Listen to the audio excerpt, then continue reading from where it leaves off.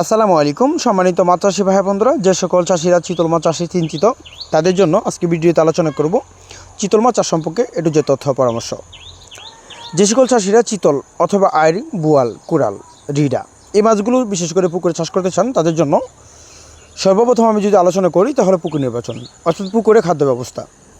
কেননা এই মাছগুলো চাষের জন্য সর্বপ্রথম আপনাদের আগে যা ব্যবস্থা করতে হবে তা হলো কাপ জাতীয় মাছের দানিপোনা অর্থাৎ রেণুপোনা। কারণ হলো যে আমি যে মাছটির নাম বলেছি সেসব মাছগুলো চিতল, ভোয়াল, আইর, কোরাল, রিডা মাছ এই মাছগুলো বিশেষ করে তারা কাপজাতীয় মাছের পোনা তাদের খাদ্য হিসাবে দিতে হবে। কেননা ওই কাপজাতীয় মাছের পোনাকে তারা দেখা যাচ্ছে জীবন্ত পরিমাণ খেয়ে তারা জীবন নির্বাহ করে টিকে থাকতে পারবে। চিতল, বোয়াল, আইর, কোরাল, রিডা অর্থাৎ এই 5 জাতের মাছের পোনাগুলো তাদের খাদ্য মূলত কাপজাতীয় মাছের দানি পোনা অর্থাৎ রেণুপোনা।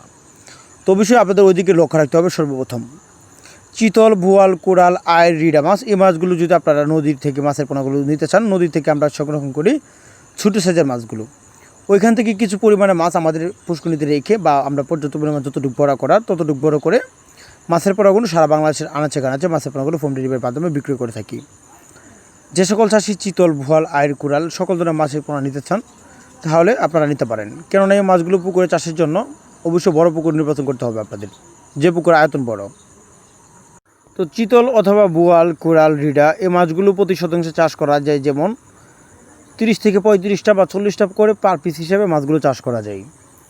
যে সকল কাপজাতীয় মাছ যদি চাষ করতে চান সেক্ষেত্রে আপনাদের লক্ষ্য রাখতে হবে কাপজাতীয় মাছ যেন তার এই চিতল, বোয়াল, আইর, রিডা মাছ থেকে মিনিমাম 3 থেকে 4 ইঞ্চি পরিমাণ বড় থাকে। তাহলে আপনারা যে কোনো মাছের সাথে চিতল অথবা বোয়াল যে কোনো মাছের সাথে চাষাবাদ করতে পারবেন। তো চিতল মাছের খাদ্য অথবা চিতল মাছের পোনা সকল ধরনের মাছের পোনার জন্য যোগাযোগ করতে পারেন। তো দেখাবো অন্য একটি ভিডিওতে। ধন্যবাদ। আসসালামু আলাইকুম।